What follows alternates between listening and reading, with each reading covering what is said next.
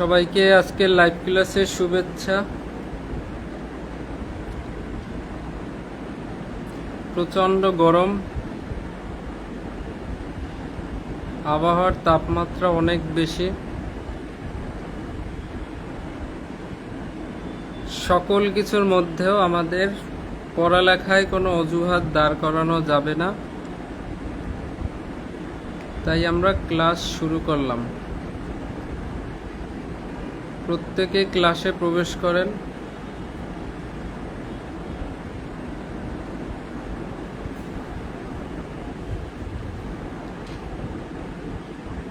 সাক্ষ্য আইনের গুরুত্বপূর্ণ ক্লাস হবে আজকে।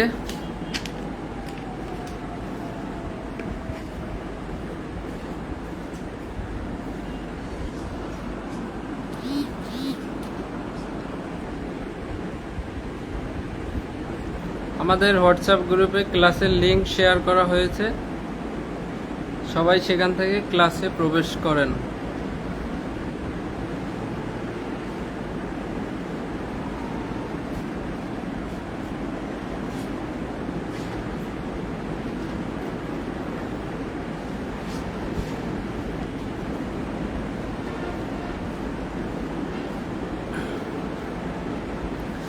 আবহাওয়া এমনিতেই গরম, আপনাদের সবার বেতন আসছে, আপনাদের এমনিতেই পকেট গরম, তো সেই গরমে গরমে একসাথ হয়ে আমরা আজকে একটা গরম গরম ক্লাস করব খুবই অল্প সময়ে।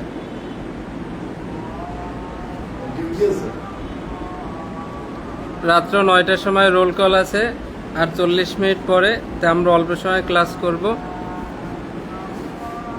সবাইকে ধন্যবাদ যারা ক্লাসে যুক্ত হয়েছেন। গত ক্লাসে আমরা পড়েছিলাম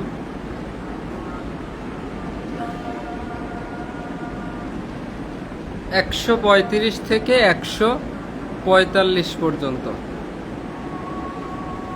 খুবই চমৎকার একটা জিনিস। 137 ধারা জবানবন্দি, জেরা, পুনঃজবানবন্দি, পুনঃজেরা, এই 4টা বিষয় আমরা সিরিয়ালি মনে রাখতে হবে।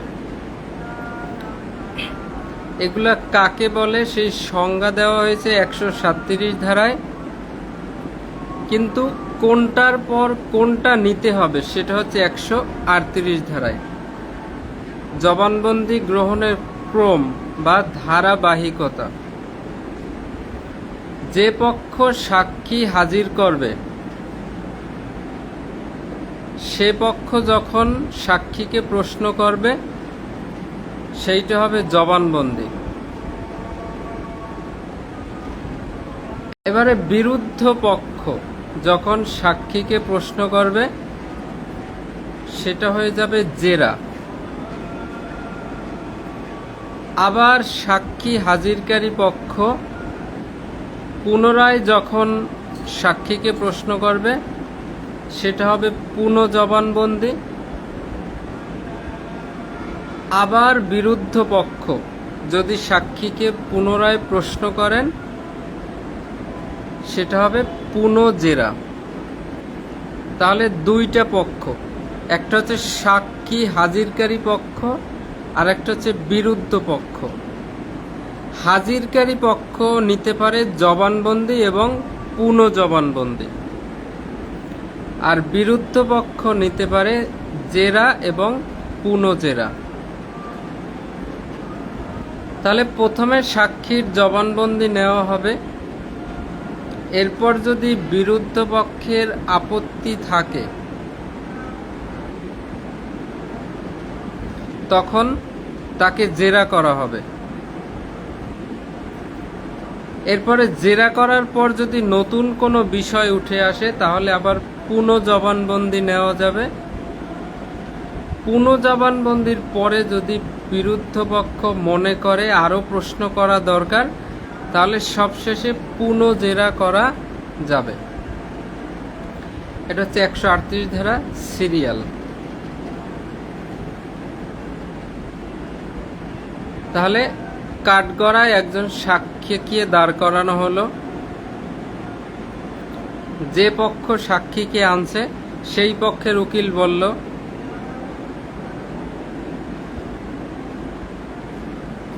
আচ্ছা মিস্টার এক্স, আপনি বলুন ওই দিন আপনি কি কি দেখছিলেন? তখন মিস্টার এক্স বলল, স্যার আমি দেখছি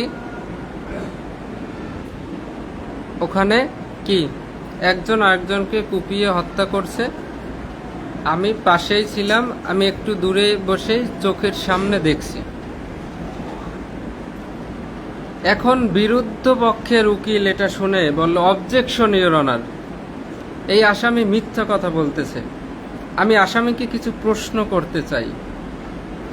এই যে বিরুদ্ধ পক্ষ কিছু প্রশ্ন করবে, বিরুদ্ধ পক্ষ প্রশ্ন করা মানেই জেরা করা। তাহলে প্রথমে জবানবন্দি, তারপরে জেরা, তারপরে পুনঃ জবানবন্দি, তারপরে পুনঃ জেরা। এখন 140 ধারা, চরিত্র সম্পর্কে সাক্ষীকে প্রশ্ন করা যাবে কিনা। চরিত্র সম্পর্কে সাক্ষ্য নেওয়া যাবে কিনা, দুইটা ক্ষেত্রে যাবে।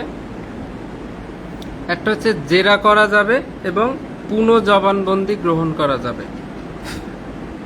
সাক্ষীর চরিত্র সম্পর্কে জেরা করা যাবে এবং পুনঃ জবানবন্দি গ্রহণ করা যাবে।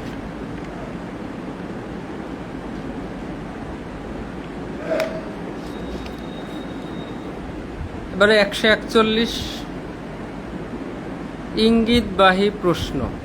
ইঙ্গিতবাহী প্রশ্ন কাকে বলে, এই সংজ্ঞাটা আপনারা একটু মুখস্থ করে রাখবেন। প্রশ্নকারী প্রশ্নের যে উত্তর আশা করেন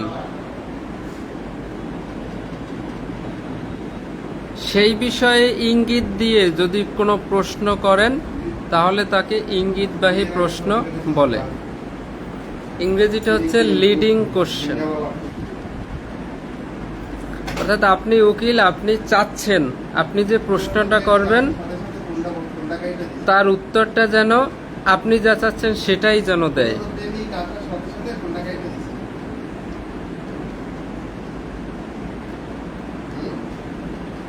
তাহলে নর্মাল প্রশ্ন করা হয়, আপনার নাম কি রাকিব? নর্মাল প্রশ্ন করা হবে আপনার নাম কি, কিন্তু যদি বলে আপনি কি রাকিব, তাহলে উকিল চাচ্ছে যেন ও যেন হ্যাঁ বলে। তাহলে এইভাবে ইঙ্গিত দিয়ে যদি কোনো প্রশ্ন করা হয় তাকে ইঙ্গিতবাহী প্রশ্ন বলে। 141। তাহলে ইঙ্গিতবাহী প্রশ্ন করা যাবে না। 142-এর শেষে 2, তাই দুইটা কথা যাবে না, যাবে না 142-এ, আর ইঙ্গিতবাহী প্রশ্ন করা যাবে 143-এ। কোন কোন ক্ষেত্রে ইঙ্গিতবাহী প্রশ্ন করা যাবে না? সবাই একটু কমেন্ট করেন তো যারা আছেন ক্লাসে, কয়টা ক্ষেত্রে ইঙ্গিতবাহী প্রশ্ন করা যাবে না?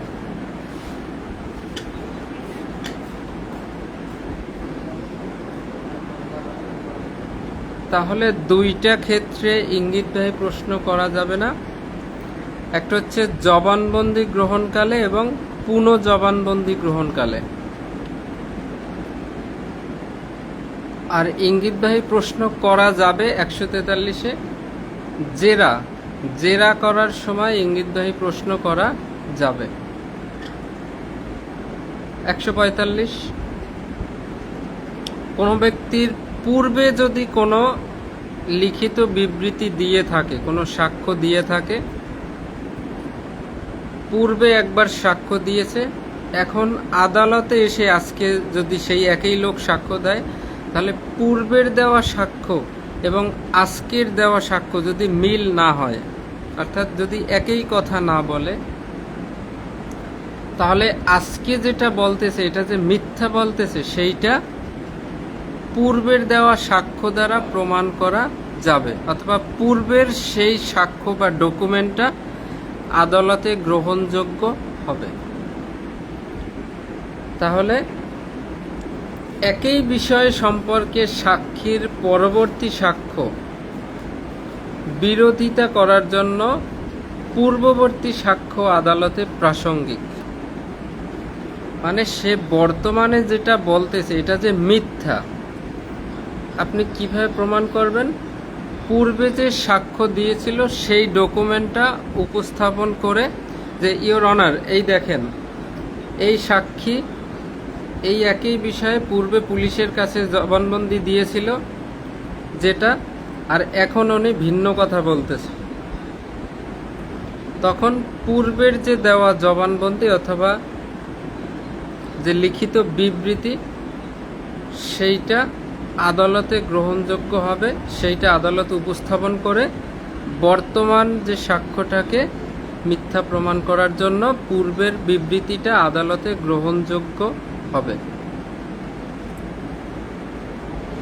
145 আর 157 হচ্ছে আগেও যা বলেছিল এবং আজকে আদালতে যা বলতেছে দুইটাই যদি একই হয় সমর্থনের জন্য, তাহলে পূর্বের বিবৃতিটা আদালতে গ্রহণযোগ্য হবে। 145-এ যদি একই না হয় তাহলে 157-তে যদি একই হয় তাহলে পূর্বের বিবৃতিটা প্রাসঙ্গিক হবে।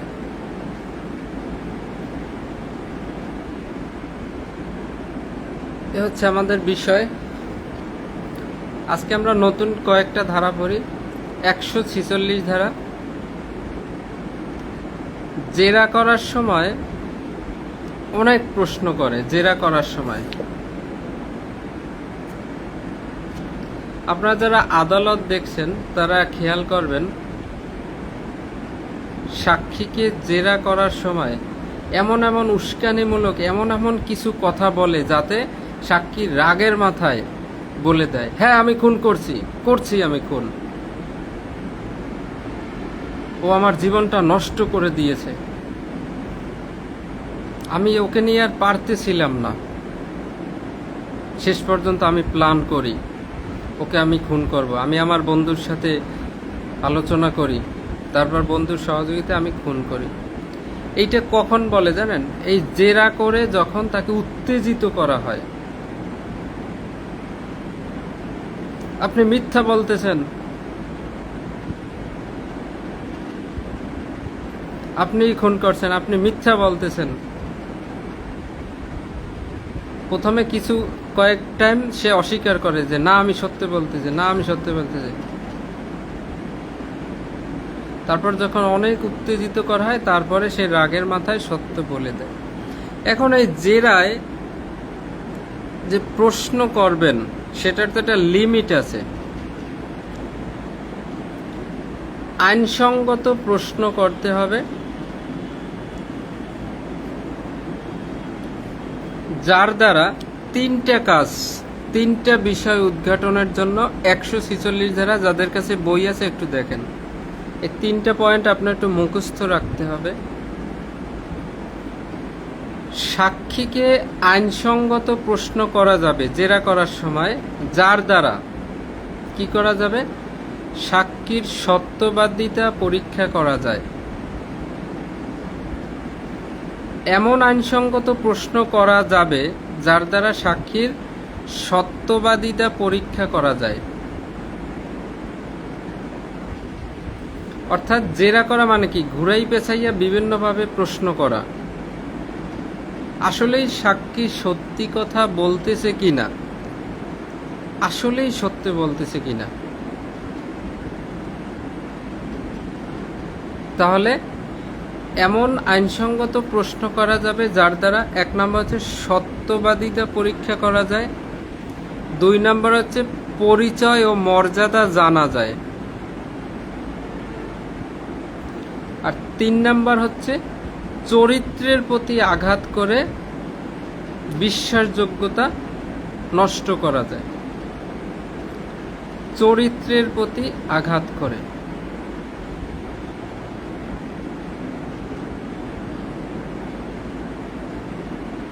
একটা লোক আছে কাশীপুরের সাক্ষী, কাশীপুরের সাক্ষী, সে টাকা পয়সা নিয়ে শুধু যে বলে তার পক্ষে হইয়ে সাক্ষী দেয়, তাহলে তার সত্যবাদিতা পরীক্ষার জন্য ঘুরাই পেঁচাই প্রশ্ন করা যাবে। তার পরিচয় মর্যাদা জানার জন্য প্রশ্ন করা যাবে। আর চরিত্রের প্রতি আঘাত করে প্রশ্ন করা যাবে।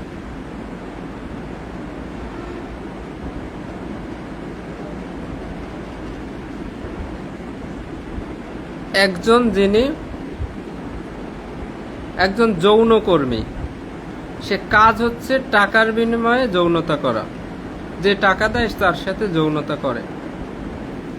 এখন সে মামলা করছে, সে এখন সাক্ষী দিতেছে, স্যার ওই লোকটা খুব খারাপ, ঠিক আছে, ও আমার সাথে এটা করছে, আমাকে ধর্ষণ করছে, এই করছে। তখন জেরা করার সময় চরিত্রের প্রতি আঘাত করা যাবে। আরে ভাই, তুমি তো নিজেই তো যৌনকর্মী, তোমাকে আবার ধর্ষণ করে কিভাবে?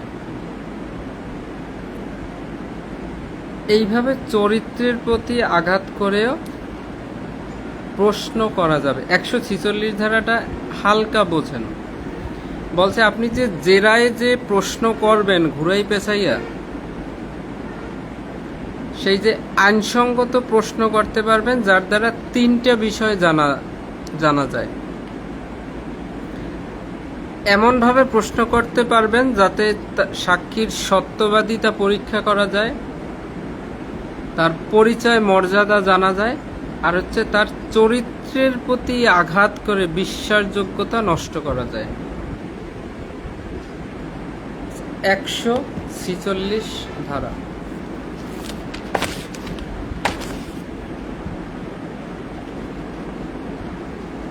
সাতচল্লিশ 48 আমরা পড়লাম না, আমরা পড়ব 149।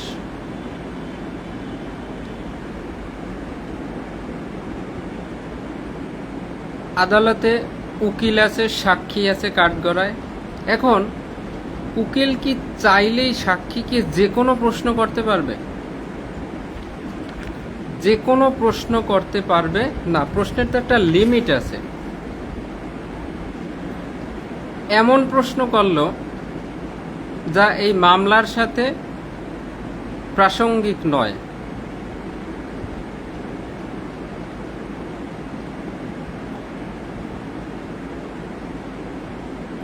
মামলার সাথে প্রাসঙ্গিক নয়। মার্ডার মামলার, খুন মামলার জন্য একজন সাক্ষী আসছে, প্রত্যক্ষদর্শী। এখন সাক্ষীকে প্রশ্ন করতেছে, আচ্ছা আপনি তো 18 সালে একটা বিয়ে করছিলেন, আবার শুনলাম 20 সালেও নাকি আবার আর একটা বিয়ে করছেন, আপনার দ্বিতীয় বউ আপনার সাথে কেন থাকে নাই? তাহলে এই যে অপ্রাসঙ্গিক প্রশ্ন, এইটা তো করা যাবে না ভাই। মামলার সাথে রিলেটেড প্রশ্ন করতে হবে। তাহলে 149 ধারাটা সবাই একটু দেখেন। যুক্তিসঙ্গত কারণ ব্যতীত প্রশ্ন করা যাবে না। যুক্তিসঙ্গত কারণ ব্যতীত প্রশ্ন করা যাবে না।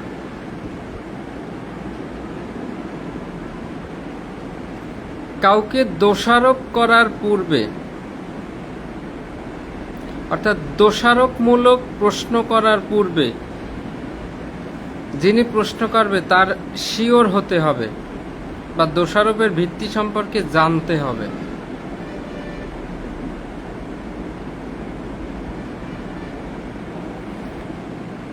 একজন রিকশাওয়ালা, সাধারণ একজন মানুষ,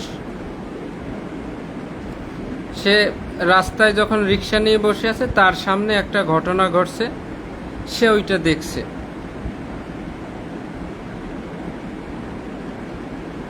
দেখার পর তাকে সাক্ষী হিসেবে ডাকা হলো।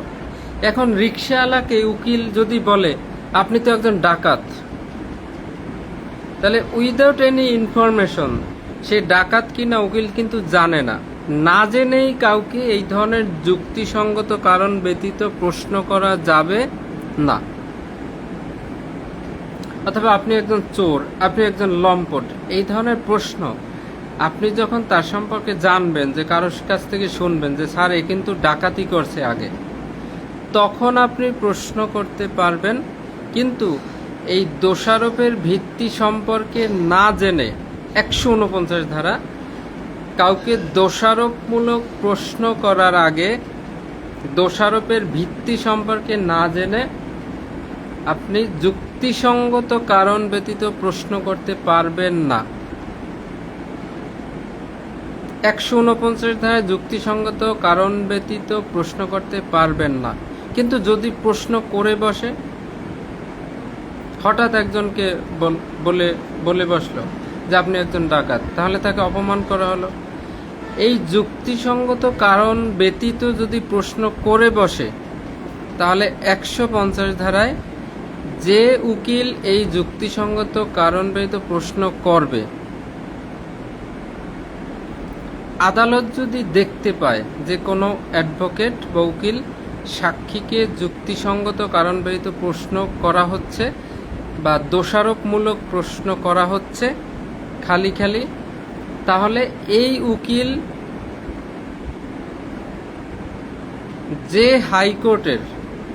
তিনি যে হাইকোর্টের অথবা যে আদালতের নিয়ন্ত্রণাধীন, সেই কোর্ট বরাবর তার বিরুদ্ধে রিপোর্ট দিতে পারবে। 150 ধারা বলছে যদি যুক্তিসঙ্গত কারণ ব্যতীত প্রশ্ন করে, তাহলে আদালতের কার্যপদ্ধতি, আদালত কি ব্যবস্থা নেবে। 150 যদি আদালত দেখতে পায় কোনো উকিল যুক্তিসঙ্গত কারণ ব্যতীত না জেনেই দোষারোপমূলক প্রশ্ন করতেছে বা করা হয়েছে, তাহলে এই উকিল যে হাইকোর্টের নিয়ন্ত্রণে আছে সেই হাইকোর্ট বরাবর কি করবে, বা সেই কোর্ট বরাবর, সেই কোর্টের যে অথরিটি বরাবর আদালত রিপোর্ট দিতে পারবে উকিলের বিরুদ্ধে। এজন্য উকিল হইলেই সে যে ইচ্ছামতো আপনাকে প্রশ্ন করবে, জেরা করবে কারণ ছাড়াই, তারও কিন্তু শাস্তির ব্যবস্থা এই 150 ধারায়। 150 পর্যন্ত সবাই বুঝতে পারছেন? সবাই একটু কমেন্ট করেন। শম্ভু দাদা লিখছে এই ধারাগুলো কি এমসিকিউর জন্য না প্রশ্ন আসার সম্ভাবনা আছে? 95% সম্ভাবনা এখান থেকে প্রশ্ন হওয়ার কোনো সম্ভাবনা নাই, তবে এমসিকিউ হবে, এমসিকিউ অবশ্যই হবে। এ জায়গা দিয়া এএসআই নিরস্ত্রদের জন্য প্রশ্ন হওয়ার 95% সম্ভাবনা নাই।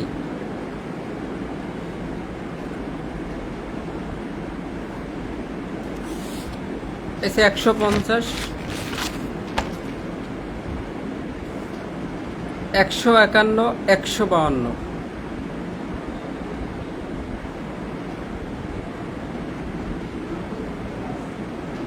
151তে অশ্লীল ও কুৎসাজনক প্রশ্ন করা যাবে না, নিষিদ্ধ।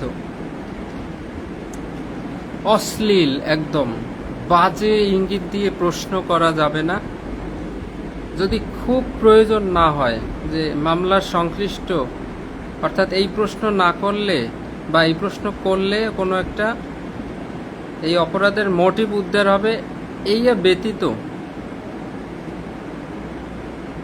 আদালত নিষিদ্ধ করবেন। অশ্লীল এবং কুৎসাজনক প্রশ্ন করতে নিষিদ্ধ করতে পারবেন। 151। 152 হচ্ছে অপমান করার উদ্দেশ্যমূলক প্রশ্ন করা নিষিদ্ধ করতে পারবেন। অপমান করার জন্য অথবা উত্ত্যক্ত করার জন্য প্রশ্ন করা নিষিদ্ধ করতে পারবেন। 151 অশ্লীল এবং কুৎসা, 152 অপমান এবং উত্ত্যক্ত।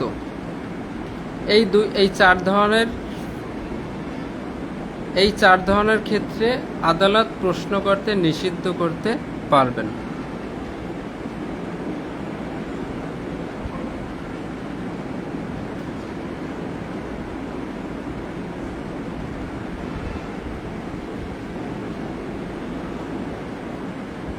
অর্থাৎ আমরা এতটুকু বোঝার চেষ্টা করেন, যে পক্ষ সাক্ষী হাজির করে,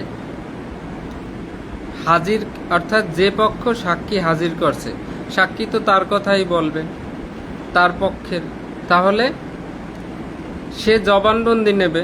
কিন্তু জবানবন্দি নেওয়ার পর যখন জেরা করা হবে, জেরা করে বিরুদ্ধ পক্ষের উকিল, এই বিরুদ্ধ পক্ষের উকিল চেষ্টা করবে সাক্ষী জবানবন্দিতে যা বলছে সেটা ভুল প্রমাণ করার। অর্থাৎ জেরা করা হয় কেন? সাক্ষী যা বলছে এটা ভুল প্রমাণ করার জন্য। তো ভুল প্রমাণ করার জন্য আপনি জেরা করার সময় প্রশ্ন করবেন, তবে ইচ্ছা মতো করা যাবে না। একটা লিমিটেশন আছে, মামলার সাথে রিলেটেড সেই প্রশ্ন করতে হবে। যুক্তিসঙ্গত কারণ ব্যতীত প্রশ্ন করা যাবে না। 149, যুক্তিসঙ্গত ব্যতীত কারণ ব্যতীত প্রশ্ন করলে 150-এর শাস্তি উকিলের। আবার অশ্লীল কুৎসাজনক প্রশ্ন করা যাবে না, 151। আর অপমানের উদ্দেশ্যে, উত্ত্যক্ত করার উদ্দেশ্যে প্রশ্ন করা যাবে না, 152।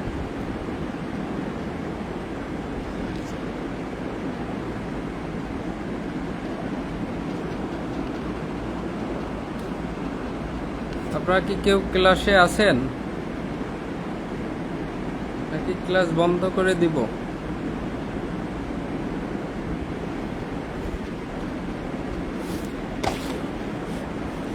আজকের ক্লাসে একটা গুরুত্বপূর্ণ ধারা 154, হোস্টাইল উইটনেস, শত্রু সাক্ষী অথবা বৈরী সাক্ষী।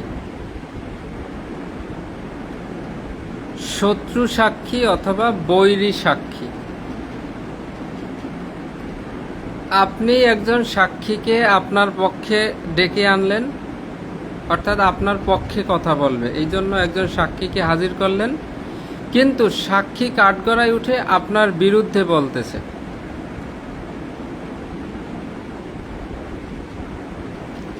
আপনি ডেকে আনলেন, আপনার পক্ষে বলবে, সেই জন্য।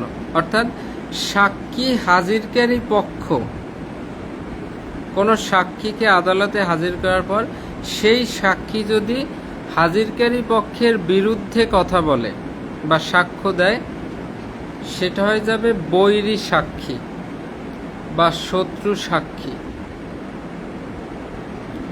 তখন এই সাক্ষীকে হাজিরকারী পক্ষ জেরা করতে পারবে। 154 ধারায় বলা হয়েছে, আমরা জানি সাক্ষী হাজিরকারী পক্ষ কি করতে পারে? সাক্ষীর জবানবন্দি নিতে পারে। আর জেরা কি করতে পারে? জেরা করে বিরুদ্ধ পক্ষ। কিন্তু 154-তে আমরা দেখলাম সাক্ষী হাজিরকারী পক্ষ জেরা করতে পারবে যদি এই সাক্ষী হাজিরকারী পক্ষের বিরুদ্ধে সাক্ষ্য দেয়। ছোট একটা এমসিকিউ যদি আসে, কোন ক্ষেত্রে সাক্ষী হাজিরকারী পক্ষ সাক্ষীকে জেরা করতে পারে? নিচের কোন ক্ষেত্রে সাক্ষী হাজিরকারী পক্ষ সাক্ষীকে জেরা করতে পারে? তাহলে এটার উত্তর হবে, যে ক্ষেত্রে সাক্ষী হাজিরকারীর বিরুদ্ধে সাক্ষ্য দেয়, তখন হাজিরকারী পক্ষ সাক্ষীকে জেরা করতে পারবে 154 ধারায়।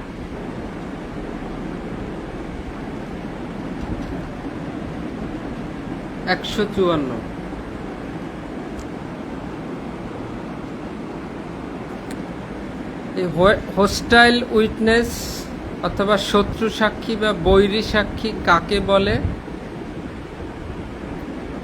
এটা আপনারা 154 ধারায় এই সংজ্ঞাটা মুখস্থ রাখবেন। কোনো ব্যক্তি আদালতে সাক্ষ্য দিতে গিয়ে যদি এমন সাক্ষ্য দেয় যা হাজিরকারীর বিপক্ষে যায় বা বিরুদ্ধে যায়, তাহলে তাকে বৈরী সাক্ষী বা শত্রু সাক্ষী বলে। লাস্টের ধারা 155, সাক্ষীর বিশ্বাসযোগ্যতা সম্পর্কে অভিশংসন করা। মানে একজন সাক্ষী আদালতে সাক্ষ্য দিল, দেওয়ার পরে সে আসলেই সত্যি বলছে না মিথ্যা বলছে এইটা সম্পর্কে যদি সন্দেহ হয়, তাহলে এই সাক্ষীর বিশ্বাসযোগ্যতা সম্পর্কে অভিশংসন করা যাবে। অভিশংসন মানে হচ্ছে তার সাক্ষ্যের সত্য মিথ্যা যাচাই করার জন্য অন্য লোকের সাক্ষ্য নেওয়া যাবে।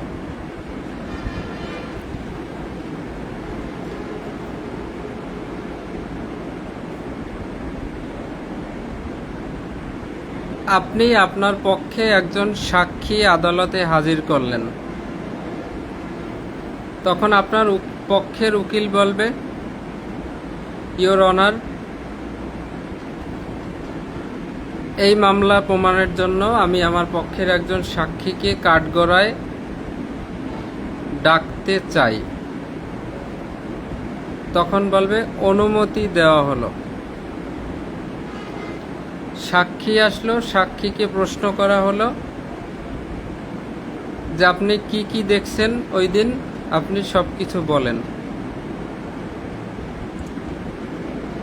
তখন সাক্ষী বলল, জজ সাহেব,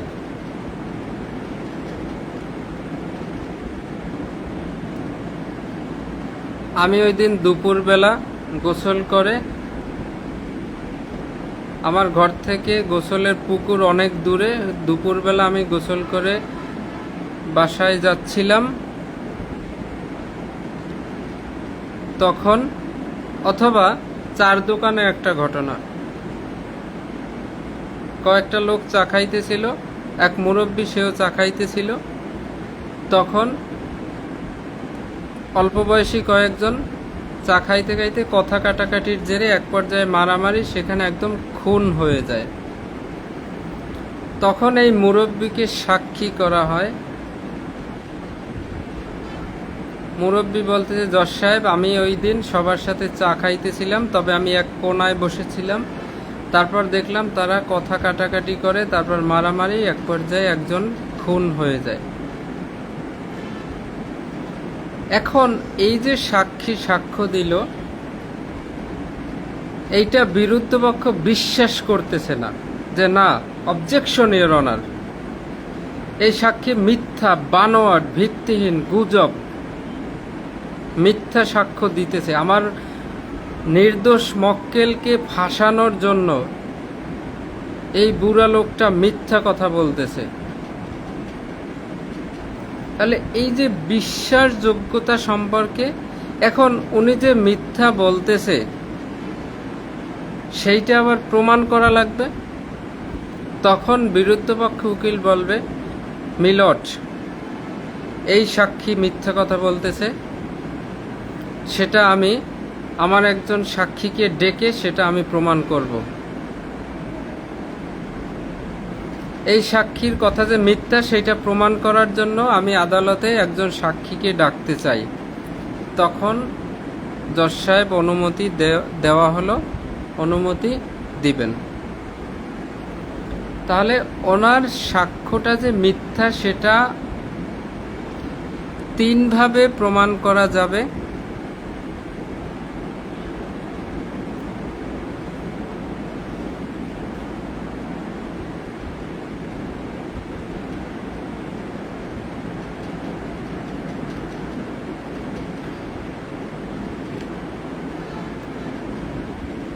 তিনভাবে প্রমাণ করা যাবে। তাহলে সাক্ষী যে বিশ্বাসের অযোগ্য, অর্থাৎ সাক্ষীকে যারা চেনে যে আসলেই সাক্ষী ভালো মানুষ না বা মিথ্যা বলতেছে, সাক্ষীকে যারা চেনে তাদের দ্বারা সাক্ষ্য নেওয়াইয়া এটা প্রমাণ করা যাবে।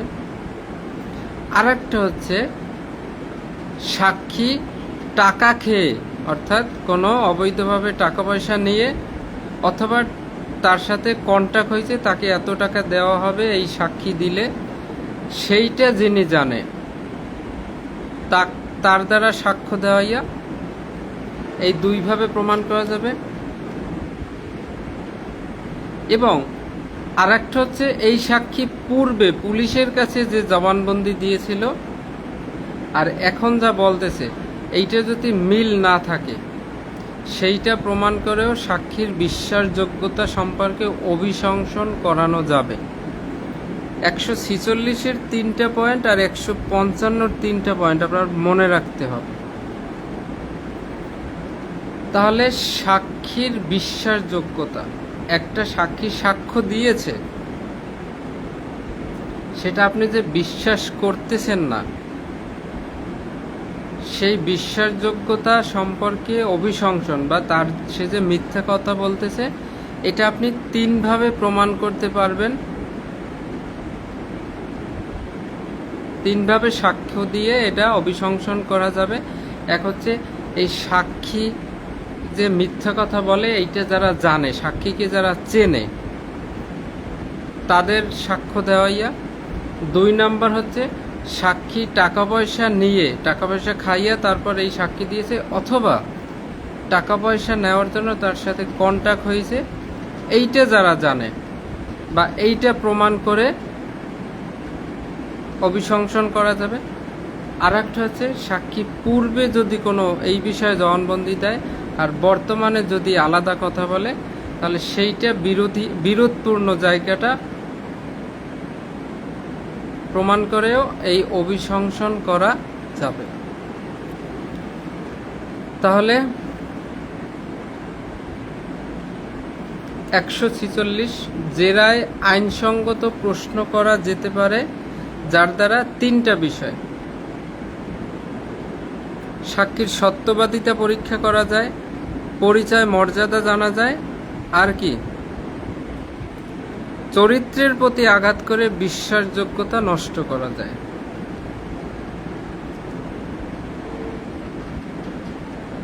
149 যুক্তিসঙ্গত কারণ ব্যতীত প্রশ্ন করা যাবে না। 150 যদি যুক্তিসঙ্গত কারণ ব্যতীত প্রশ্ন করে তাহলে এই উকিল যে হাইকোর্টের আন্ডারে আছে সেই হাইকোর্ট বরাবর তার বিরুদ্ধে কি করবে, আদালত তার বিরুদ্ধে রিপোর্ট দিতে পারবে। 151 অশ্লীল কুৎসাজনক প্রশ্ন নিষিদ্ধ করতে পারবেন। 152 অপমান ও উত্ত্যক্ত করার উদ্দেশ্যে প্রশ্ন করা নিষিদ্ধ করতে পারবেন। 154 বৈরী সাক্ষী বা শত্রু সাক্ষী, যে পক্ষ সাক্ষী হাজির করছে সাক্ষী যদি সেই পক্ষের বিরুদ্ধে সাক্ষ্য দেয় তাহলে তাকে বৈরী সাক্ষী বা শত্রু সাক্ষী বলে। এই শত্রু সাক্ষীকে বা বৈরী সাক্ষীকে হাজিরকারী পক্ষ জেরা করতে পারবে। 154 আর 155 সাক্ষী যে বিশ্বাসের অযোগ্য, সে যে মিথ্যা সাক্ষ্য দিয়েছে, এই বিষয়ে 3ভাবে অভিশংসন করা যায়। এক হচ্ছে সাক্ষীকে যারা পার্সোনালি চেনে তাদের সাক্ষ্য নেওয়া। 2 হচ্ছে সাক্ষী অবৈধ টাকা পয়সা নিয়েছে অথবা কন্ট্যাক্ট করেছে সেই জন্য মিথ্যা সাক্ষ্য দিয়েছে, এটা প্রমাণ করাইয়া। 3 হচ্ছে সাক্ষী যদি আগে কোনো সাক্ষ্য দিয়ে থাকে এই বিষয়ে আর বর্তমান সাক্ষ্যর সাথে যদি গরমিল হয় সেইটাও প্রমাণ করে সাক্ষীর বিশ্বাসযোগ্যতা সম্পর্কে অভিশংসন করা যাবে। আগামী ক্লাস খুবই গুরুত্বপূর্ণ ক্লাস। আগামী ক্লাসে আমরা 3-4টা ধারা পড়াইয়া পুরো সাক্ষ্য আইন রিভিশন দেব। তা আগামী লাইভ ক্লাসে সবাই উপস্থিত থাকার চেষ্টা করবেন। সবাইকে আগামী ক্লাসে আমন্ত্রণ রইল।